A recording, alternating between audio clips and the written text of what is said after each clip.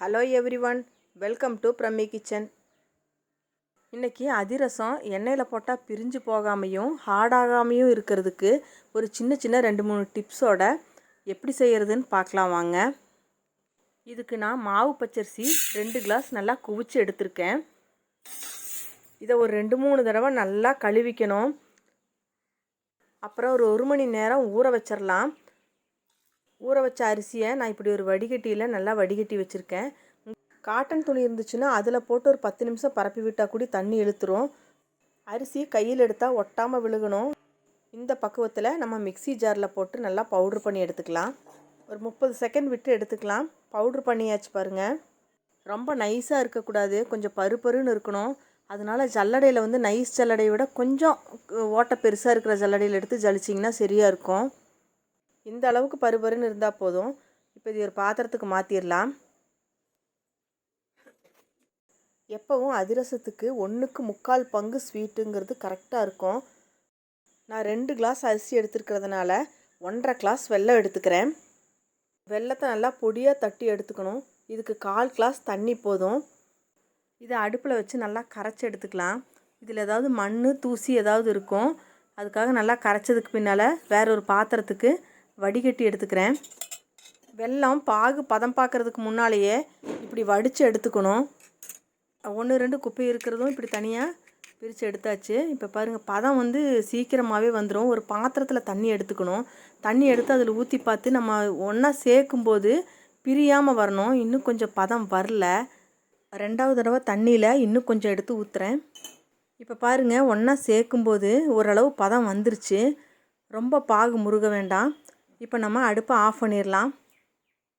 பாகு கலக்கிறதுக்கு முன்னால் அரிசி மாவில் 1/2 ஸ்பூன் சுக்கு பொடி, 1/2 ஸ்பூன் ஏலக்காய் பொடி, 2 டீஸ்பூன் வெள்ளை எள்ளு சேர்த்துக்கிறேன்.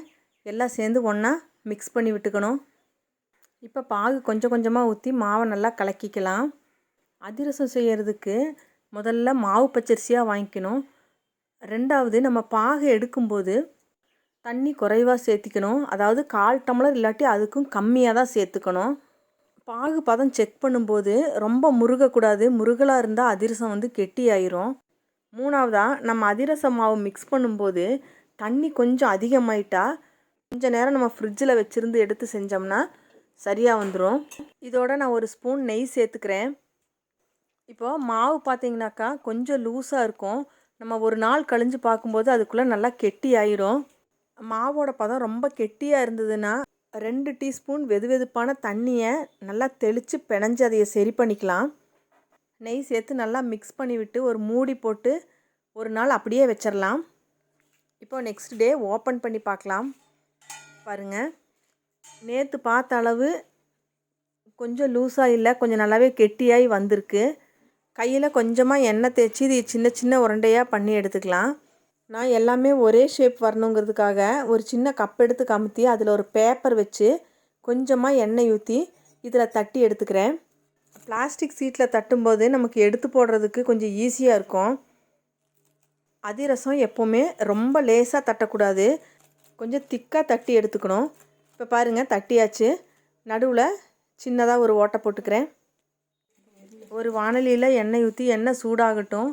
ரொம்ப சூடாகக்கூடாது, எண்ணெய் ஓரளவு சூடானால் போதும். இந்த டைமில் நம்ம தட்டி வச்ச அதிரசத்தை போட்டுடலாம். அடுப்பு லோலையும் வைக்காமல் ஹைலையும் வைக்காமல் மீடியம் ஃப்ளேமில் வச்சு தான் அதிரசம் செய்யணும். இப்போ கீழே வெந்துருச்சு அப்படின்னாக்கா தானாக அது இப்படி மேலே எழுந்திரிச்சு வரும் பாருங்கள். இது ஒவ்வொன்றா தான் போட்டு எடுக்கணும். எடுத்த பிறகும் அதிரசத்தில் நல்லா சூடு நிற்கும். அந்த சூட்லேயே உள்ளே இருக்கிற மாவு நல்லா வெந்து வந்துடும். ஒரு பக்கம் வெந்துருச்சு. இப்போ இன்னொரு பக்கம் திருப்பி போட்டுடலாம்.